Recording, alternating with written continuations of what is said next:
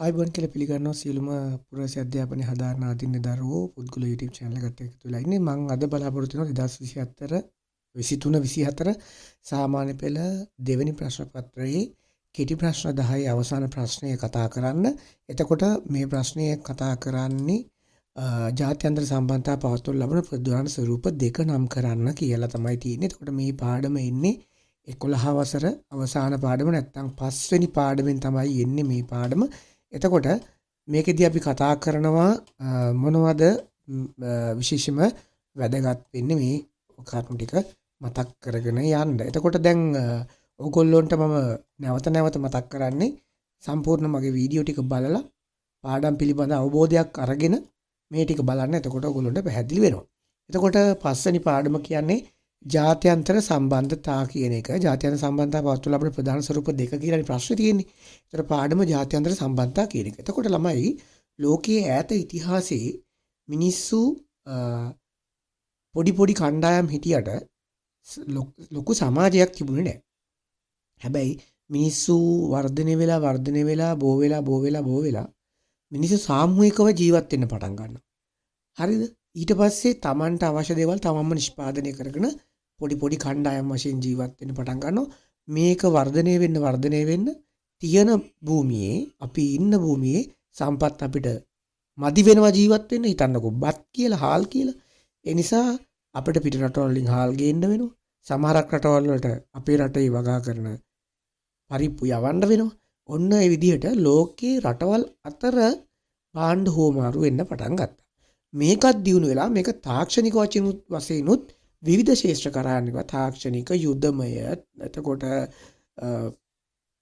විනිමය පැත්තේ සංචාරක පැත්තේ ඔය විවිධ විදිහට මේක ඇදුනට පස්සේ තමයි ඔය ගෝලීකරණය කියන සංකල්පයත් අපිට මේකෙදි මුණ ගැහෙන්නේ. තේරුණාද? එතකොට මේකෙදි ජාත්‍යන්තර සම්බන්ධතා ගැන කතා කරද්දී මේ ජාත්‍යන්තර සම්බන්ධතා වලට විවිධ හේතු සාධක බලපානවා. ඒවා පාඩම් වල කතා කරන නිසා මම ගොඩාක් මේ සම්බන්ධයෙන් කතා කරන්න යන්නේ නැහැ.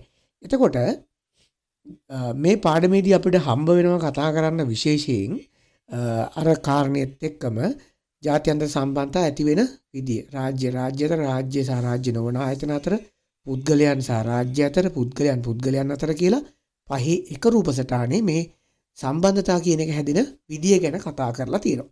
ඊට පස්සේ ජාත්‍යන්තර සම්බන්ධතාවල වැදගත්කම් මොනවද කියලා කතා කරලා මේ වගේ ප්‍රශ්නයක් සාමාන්‍යයෙන් ඉතිරි බහුවර්ණ ප්‍රශ්නවල නෙවෙයි රචනා ප්‍රශ්නවල අහන්න පුළුවන්. එතකොට ජාත්‍යන්තර සම්බන්ධතාවල වැදගත්කම මම පොඩ්ඩක් කතා කරගෙන යන්නම්. තම රාජ්‍යයට තනියම සපුරාගත නොහැකි යම් දෙයක් වේ නම් මේවා සපුරා ගැනීම. දැන් අපි පිට රටවල් වලින් ෆෝන් ගේනවනේ. අපේ රටේ ෆෝන් හදන්න බැරි තාක්ෂණ නැති නිසා.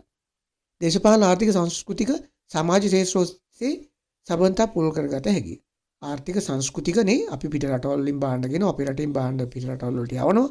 සංස්කෘතික වශයෙන් උත් එහෙමයි. දේශපාලනික වශයෙන් විවිධ රටවල් දේශපාලන මතවාද අපි රටවල් ගේලා ක්‍රියාත්මක කරනවා. ඒතර මේ වගේ ඒවා. එතකොට ප්‍රබල රාජ්‍ය වලින් ඇතිවන බලපෑම් වලින් ආරක්ෂා වෙන්නත් මේ ජාත්‍යන්තර සම්බන්ධතා වැදගත්. දැන් චීනෙන් අපි යටත් කරගන්න හැදුවොත් ඉන්දියාව රුසියාව වගේ රටවල් ඒකට විරුද්ධ වෙනවා. ඒ නිසා අපේ ජාත්‍යන්තර සම්බන්ධතා තියෙන එකේ වැදගත්කම තමයි තව රටකට කෙලින්ම වෙලා අපි යටත් කරගන්න බෑ. ඒකට විරුද්ධව තව රටවල් නැගී සිටිනවා කියන එක.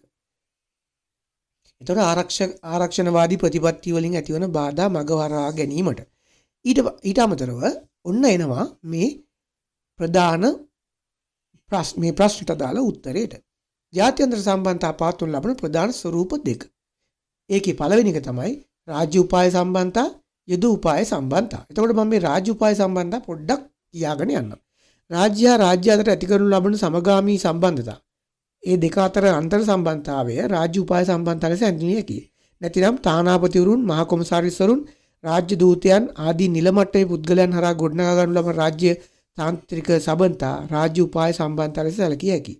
ඒතර මේ විදිහට තමයි මේකෙදි රාජ්‍ය උපාය සම්බන්ධතා ගොඩනැගීම සඳහා මඟ පෙන්වනු ලබන්නේ තම රටේ විදේශ ප්‍රතිපත්තියයි. විදේශ ප්‍රතිපත්තිය අනුව ඒවා වෙනස් වෙන්න පුළුවන්.